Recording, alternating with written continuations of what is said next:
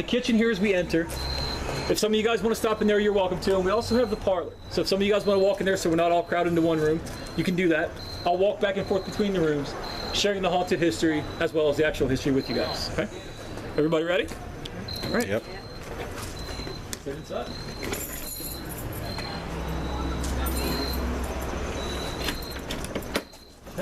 Pete, you're first. All right. Folks, if you want to follow right behind Pete, again, you're welcome to stop here in the kitchen. If you want to see, you can make a right, and you can go. No. There hasn't been anybody in the house since 1905. That's the gift shop. Yeah.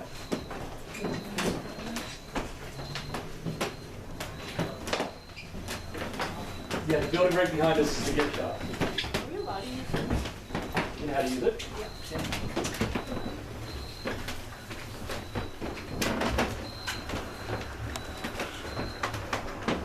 Just come on in, please watch your step.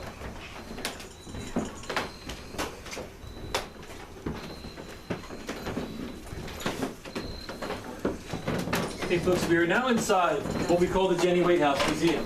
Okay? Two small rooms here, two above us. These are the rooms where Jennie and her sister and family lived. We're going to begin, folks, with a ghost story, and then we'll get into some of the history. Our first ghost story tonight begins at the kitchen door where we just walked in. Folks, I'm going to move into the parlor and tell this story. You guys are welcome to all join me in there. If you guys want to, certainly we can spread out again, and I'll wander back and forth. Okay? Folks, our story begins at this kitchen door. One of our maintenance workers, about 20 years ago, he told us it was the winter time. He'd come into the Jennie Wade house to paint, and he decides to start here in the parlor. He'd been in this house lots of times over the years. He didn't really believe in ghosts until one winter afternoon. He said he'd come in here and decides to start painting the parlor. Before he begins, though, he moves all the small furniture out. The small sofa here, the rocking chair, the desk. He said he moved everything out to the kitchen to keep it safe. There was one thing, though, that he couldn't move, and that was the bed. He said simply what he'd done is he moved the bed away from the wall here toward the center of the room. He throws a cover over it, and by this time, he said it's getting late. He wants to go home. So with that being done, he simply walks out of the parlor, out the kitchen door, and he walks all the way back around the parking lot to his house, or to his truck. He's almost ready to leave, and he remembers something. He said he's not sure why, but he got out of his truck, he walked all the way back in the house. He comes into the parlor, folks, and what he came after is this. Guys, if you'll excuse me just a minute. What he came after was the light on this hurricane lamp in the front of the building. He doesn't know why he came back in for it, but he said it was important, so he came back in to get it. Now it's getting late. He wants to go home. So what does he do with the glass? What do you guys think? Cleaned it. Did he clean it? Okay. Does he take it with him? Yeah. No? His own words, guys. He said it was getting late. He wanted to keep this glass safe. So what does he do? He said, I walked over to the mantle, set it down there, and thought, you know, it'll be safe. As he described it, guys, he's exactly right. He said he walked over, did something like that. That being done, he walks out of the house, gets back in his truck, and goes home.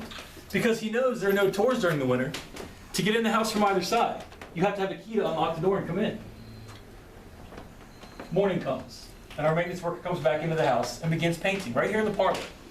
And he said it wasn't long. He was up on the ladder, and he remembered that glass. He wanted to keep it safe. So what does he do? Well, he comes down off of his ladder. He walks over to the mantle to retrieve this glass, and he notices very quickly that it's gone. Now he thinks to himself, I know where I put it. Why isn't it there? He said he checked the fireplace. It wasn't in there. He walked up to the kitchen thinking maybe he forgot and set it down out there somewhere.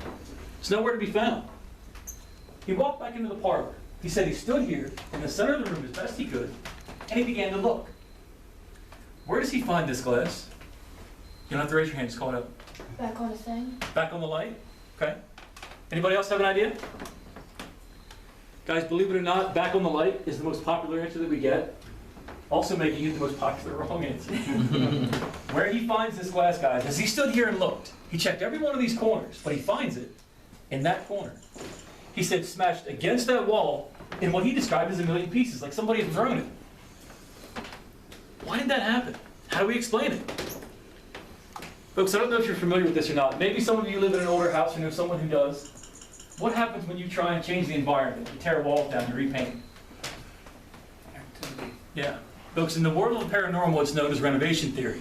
It's believed that there are spirits in these older houses, and they don't like you changing their environment. We believe that's exactly what happened here. Someone in this house left a calling card for our maintenance worker. Guys, he got the card. He got the point. From that day forward, the rest of that winter, he did not come back in this house. He flat out refused to do it. But when the springtime came, he had to come back in and clean the glass up so the tours could begin again. When he came in that spring, he brought a helper with him. And to this day, folks, even in broad daylight, after 20 years, he still won't come in this house by himself. He said he never really believed in ghosts before. One incident, folks, completely changed his point of view. Folks, that being said, let's talk a little history real quick. If you guys take a look for me right above the mantle, that black and white photo, that's a picture of Jennie Wade, taken when she was 18 years old. 2 years later, Jennie would lose her life just beyond this doorway in the kitchen. Okay? You guys saw the bullet holes on the outside, right? You folks in the kitchen, there are quite a few to look at. You have the kitchen door here, the parlor door. Oh. Folks that are here in the parlor, you take a look at the meeting rail, the middle window there between the window. Walk right out of it. If you take a look up here at the mantle, there are also 2 bullet holes. If you guys take a look at the one on the far left, the bullet is still stuck in there. Hasn't been dug out. So as you might imagine, some of those rounds hit this house. Some came through. One of them was fatal. As we make our way back out to the kitchen, I'll show you guys that fatal round. Does anybody have any further questions? No? Hey folks, if you don't mind, there was a lot of tragedy in this house, a lot of sadness. So it's kind of a little lighthearted, fun thing that we like to do. And you can all play along if you'd like to, it's easy. All you have to do is take a look at Jennie's picture down here. As we go through the house tonight, there are other pictures of Jennie set out in different locations. Take a look at them. When we get to the final one for the evening, I'm going to ask you guys this question. I want to see if you can tell me the similarities and differences in these photos. Okay? It's easy to do. All you have to do is take a good look at them. All right? Ladies and gentlemen, that being said, if no one has questions, please join me out here in the kitchen. We'll continue.